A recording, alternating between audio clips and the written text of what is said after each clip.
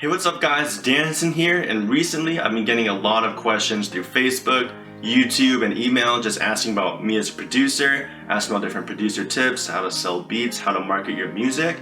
So I figured I would start answering some of those questions now with this Q&A. So let's get started. So first up, Tiffany C asked me, why is your name Dansonn Beats? Growing up, one of my nicknames was Dansonn from Karate Kid, so I just kind of went with that and decided to combine the two names to create Dansonn. I did add an extra N at the end though, just to make it a little bit more unique. Hutch N asked me, what kind of music did you listen to growing up? Growing up, I listened to a lot of classical music because I grew up playing the classical cello. It wasn't until I was about 8 or 9 before I started listening to hip hop. Back when Dr. Dre, Eminem, and all those guys were really popular. Eminem's Marshall Mathers album was actually the first album I ever purchased. Since then, I've recently got really into listening to different soundtrack music. Some of my favorite artists in that kind of world are Two Steps from Hell and Audio Machine. Cigarettman asked me, when did you decide that you wanted to be a producer? I started producing when I was 15, started licensing beats when I was 16, so it's something that I've been doing for a long time now. I never really actively decided that I wanted to be a producer full-time as a career. So it was more throughout college when everyone was recruiting, applying to different jobs, different positions, that really got me thinking that I just simply couldn't see myself doing something else that I really wanted to besides music. So that's kind of when I started realizing that music was something I was going to pursue full-time, and a year later after graduating, I'm blessed to say that this is still what I'm doing. Tomas M asked me, how can producers promote to sell more beats? This isn't really an easy question because there's so many different approaches to it, but there's a couple of things that you absolutely have to do. So first is you have to have all of your social media platforms covered.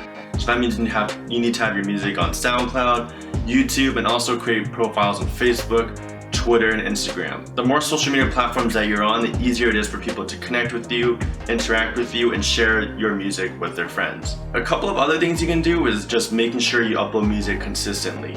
That's going to really create the organic traffic and really build an online audience. When you start releasing enough content out there, people will eventually pick up on it, and if your music is consistently good quality and always improving, that's definitely going to be a lot more attractive for people to follow. But again, this process is really difficult, and which is why I'm actually really excited to announce a new project that I'm working on for all aspiring producers. Basically, it's going to be a new platform and a community for producers to be able to really grow their knowledge and find ways to best promote their music and their brands.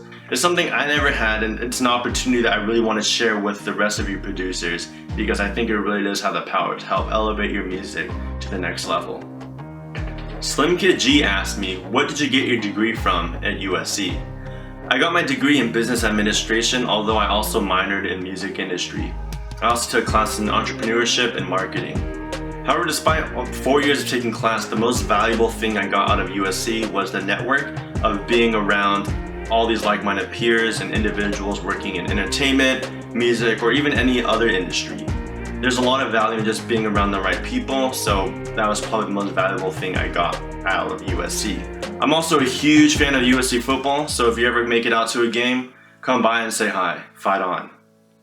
Brian E asked me, what's your greatest failure in your career so far, and what did you learn from it? There hasn't been really any specific moment where I feel like was a huge failure, but I would say my biggest regret would be just not maximizing every opportunity that I came across of.